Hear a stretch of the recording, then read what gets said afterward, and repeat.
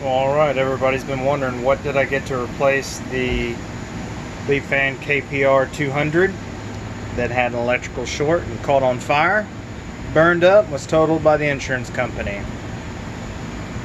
2017 Kawasaki, brand new. I know this is 2020, but the 2017 was still on the showroom floor, and I got one heck of a deal. That's right, this is the Kawasaki Versys X300. So I stayed with a small displacement cc bike. I've gone from a 200cc to a 300cc bike, but from what I can tell you on this bike right here, that 100 cc's makes all the difference in the world. Now this is a twin cylinder 300cc bike. It's a high RPM, strange bike. It's one of those hybrid bikes. They call it an adventure bike. It's got sporty elements to it. It's got a little bit of an off-road-esque look to it. It's got some features to it that make it somewhat a touring type bike. It's a pretty comfortable bike. I'm going to do some more videos in the future on this one, as I did with the KPR200. But this bike right here is leaps and bounds ahead of that KPR. The power band, and this bike's not even broken in yet. Like I said, it's brand new. It barely has 100 miles on it, but it is fantastic. Now I've already added, some people call these crash bars. Kawasaki calls them engine protectors because they don't want any liability in case somebody relies on it in a crash. But I installed these, took a bracket that attaches there right underneath, and then there's that bolt right there, and then on the opposite side. So it was fairly easy to install.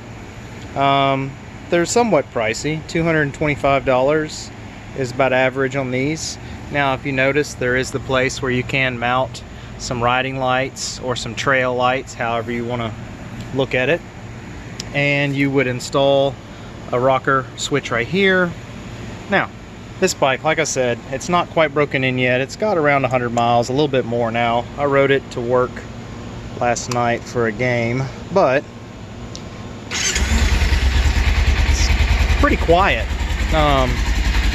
It's got a nice sound. It's got the factory exhaust. It's a really attractive bike. Now the color on here is the first year was the 2017, as is this one, the green, the Kawasaki green, which is pretty. I'm actually at 145 miles now.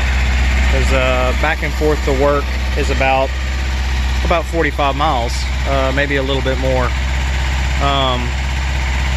The windscreen on this bike functions very well. The quality is really good. Comparing this to the KPR, like I said, there is no real comparison. The KPR, you know, people are purchasing them without taxes for about $2,600, maybe $2,800 depending on the model year and shipping.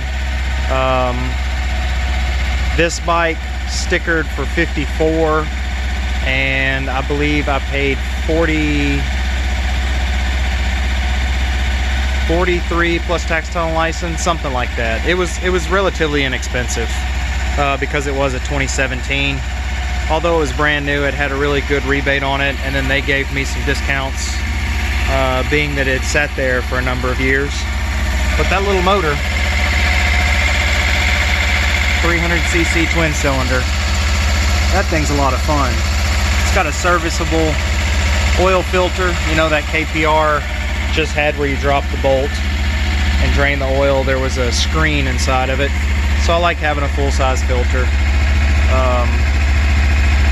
This one will take a second to warm up and then idle down, and once it does, I'll go ahead and turn it off once it warms up. But anyway, it takes the same oil as the motorcycle before.